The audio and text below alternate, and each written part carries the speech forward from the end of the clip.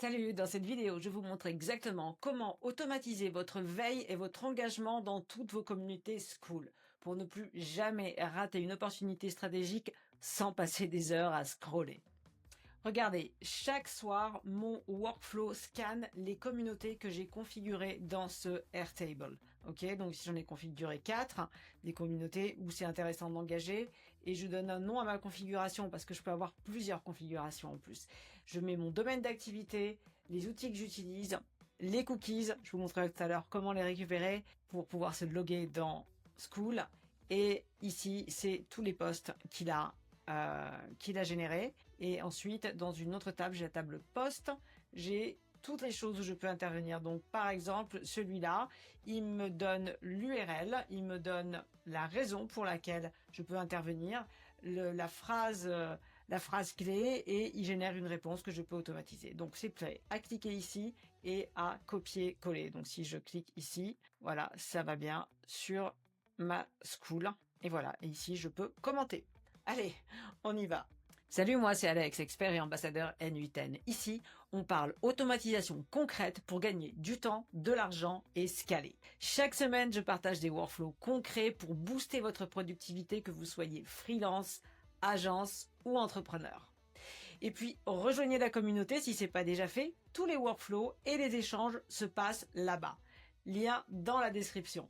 Mais vous inquiétez pas, c'est pas compliqué même si vous êtes débutant. Donc, on va d'abord configurer Airtable pour le monitoring. Ensuite, dans N8N, on va scraper les schools que on a définis dans la configuration en utilisant un acteur d'Apify. Je vous montre tout à l'heure. Ensuite, on va évaluer les vraies opportunités en utilisant un language model ici.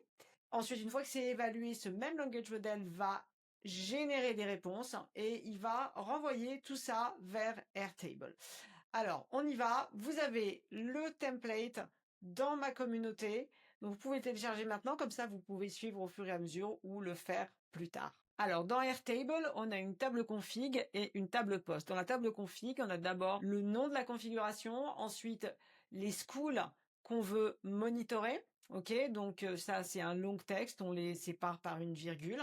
Voilà. Alors, ça peut être uniquement la school que vous gérez. Si vous avez une grosse communauté, vous voulez uniquement répondre aux membres tous les jours et rien rater, ou ça peut être monitorer d'autres schools comme je le fais moi parce que je démarre et que donc je veux intervenir dans d'autres schools pour me faire connaître et aider les gens. Ensuite, le domaine d'activité, donc dans mon cas AI Automation, et les outils qu'on utilise pour que l'AI le mentionne dans la réponse. Ensuite, les cookies. Alors, comment on récupère les cookies? Donc là, je suis dans School et moi, je suis logué et j'utilise cette extension Chrome qui s'appelle Cookie Editor. Ok, donc vous pouvez la trouver facilement. Je clique dessus, ça ouvre une sidebar et ici, j'ai qu'à copier et à le mettre dans ma config ici. Et ici, ça va afficher les postes qui ont été générés et qui sont relatifs à cette configuration. Et ensuite, ici, je peux marquer cette configuration active ou pas, donc ça donne pas mal de flexibilité. Ensuite, dans la table des postes, ici, je l'ai configuré en galerie. On va voir la grid view. Donc, dans la grid view, on a un titre, la date, l'URL, donc où cette demande a été formulée, la raison pour laquelle c'est une opportunité de commenter, la phrase qui est clé et qui a déclenché le besoin de commenter, la réponse suggérée, donc générée, et puis ensuite ici on peut mettre si on a commenté ou pas, et à quelle config ça appartient. Donc voilà, c'est assez complet, et j'ai l'idée d'en faire peut-être une petite application SaaS. Donc voilà pour Airtable. Ensuite, donc on passe dans N8N. Et ici, on commence par un nœud schedule trigger. Donc ici, moi, j'ai configuré tous les jours à 19h. Mais ça, vous pouvez le changer. Donc, après ça, j'ai un nœud Airtable qui va récupérer la configuration donc de la table config. Donc, qui récupère les URL, le domaine d'activité, tout l'utiliser, enfin tout ce qu'on a rempli tout à l'heure. Après ça, j'ai un set node pour extraire le data qui nous intéresse. Donc, les URL. Et alors ici, je suis en train d'utiliser des fonctions JavaScript parce que j'ai remarqué qu'il y avait des espaces, ce type de caractère quand on travaille avec Airtable, donc ça fait des parasites. Donc ici, qu'est-ce que je fais? C'est une fonction map. Il faudrait que je fasse d'ailleurs une vidéo sur les fonctions. Dans N8N, c'est très pratique parce que donc, quand on clique ici, on peut voir, bon, ici, il n'y en a pas, on peut voir toutes les fonctions disponibles. Donc, en fait, la fonction map, elle va aller sur tous les items de l'array. Donc, un array, c'est un tableau avec plusieurs éléments. Et donc, on va récupérer chacun et remplacer les caractères comme ça par un espace. Et le trim va enlever les espaces qu'il y a au début ou à la fin. Et au résultat, on a un array, enfin, ou un tableau tout propre avec un objet et chaque URL. OK? Donc, ensuite, ici, il récupère les cookies, le domaine d'activité, les tools utilisés et le nom. J'avais les max items, mais il faut que je contacte le développeur Apify parce que ça n'avait pas l'air de bien marcher, donc je les ai plus utilisés par la suite. Mais c'est resté là. Donc voilà, il me génère tout ça. Il me récupère tout ça plutôt. Ensuite, étant donné que j'ai qu'un item et qu'en fait j'ai 4 configurations parce que j'ai 4 URL, ok, je les ai séparés parce que, encore une fois, normalement, le nœud Apify, enfin l'acteur Apify devrait prendre toutes les URL, mais j'ai remarqué qu'il prenait que la première. Donc, je les ai séparés une par une. Encore une fois, il faut que je contacte la personne qui a créé ce scrapper.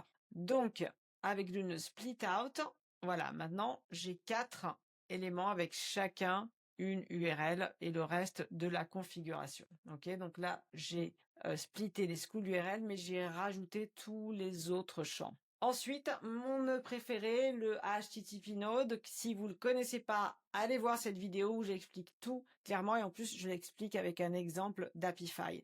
Donc Apify, on va aller dessus pour vous montrer comment ça marche. Voilà, et ici, je veux school. Voilà, et c'est celui-là que j'utilise. OK, donc c'est 8,50 $ pour 1000 résultats. Je suis en train de penser à construire mon propre scrapper aussi. Et donc, comment ça fonctionne? Donc, je vais aller à la console parce que je l'ai déjà dans ma console. Voilà, et on a 5 $ gratuits sur Apify tous les mois. Donc, ici, donc, je l'ai dans mes acteurs. OK, il est ici.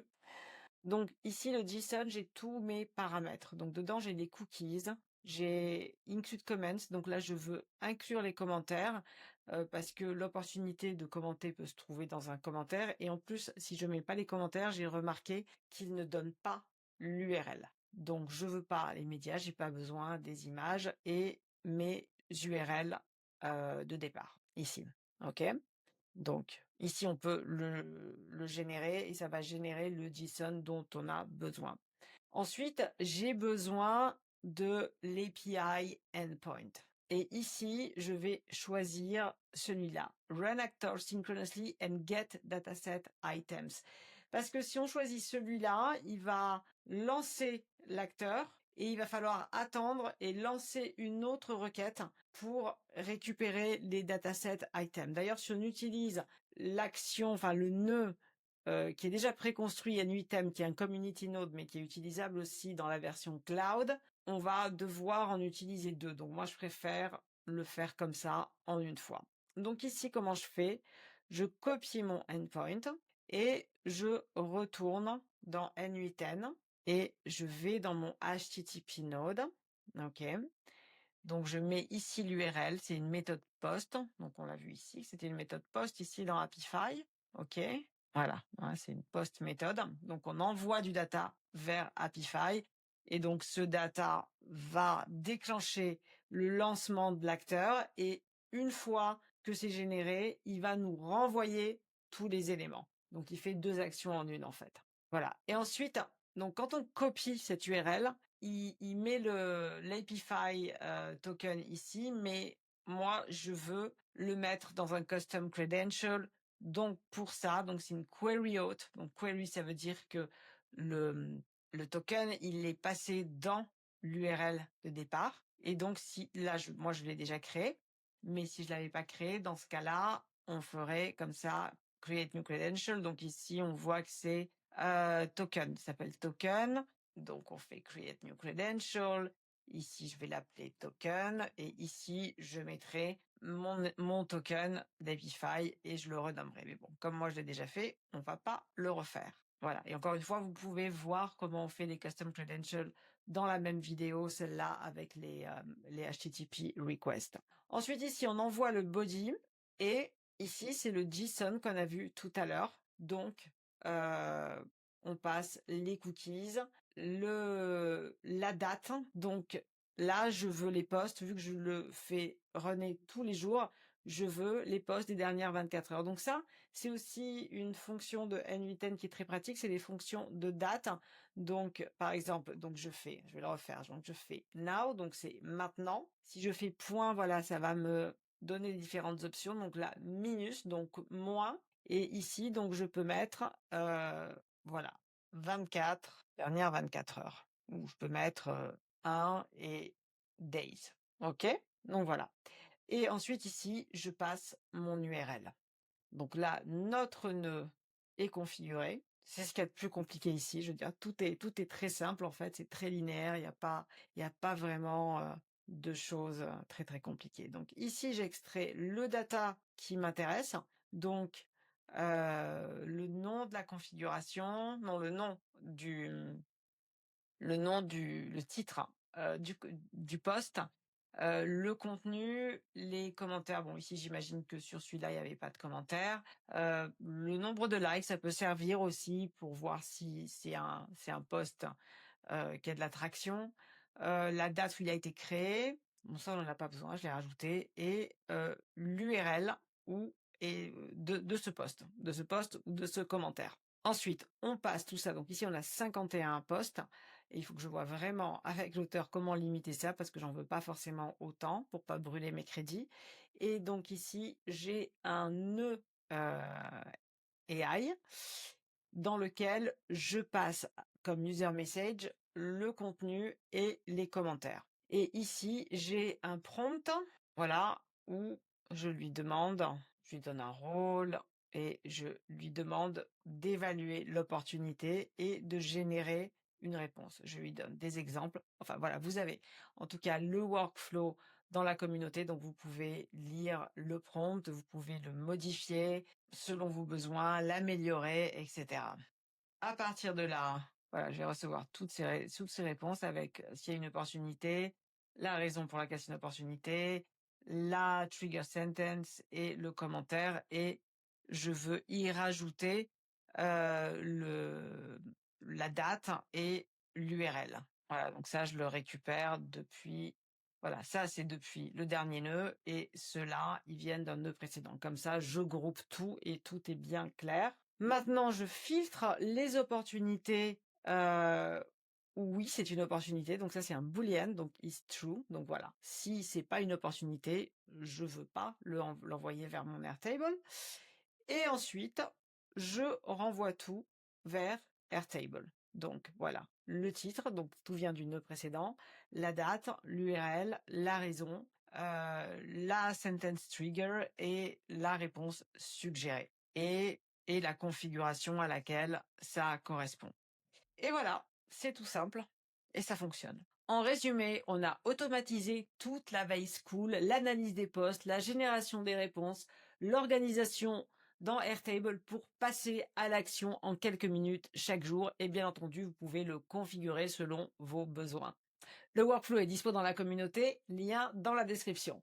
Et puis, si vous voulez passer à la vitesse supérieure ou discuter d'un projet sur mesure, réservez un strategy call avec moi. C'est totalement gratuit et le lien est aussi dans la description. Et puis, si cette vidéo vous a aidé, plein d'autres vous attendent. Je publie 3 fois par semaine. Alors, abonnez-vous pour ne rien louper. Likez, ça m'aide beaucoup. Et puis, dites-moi en commentaire ce que vous voulez voir dans les prochaines vidéos. Salut, à la prochaine.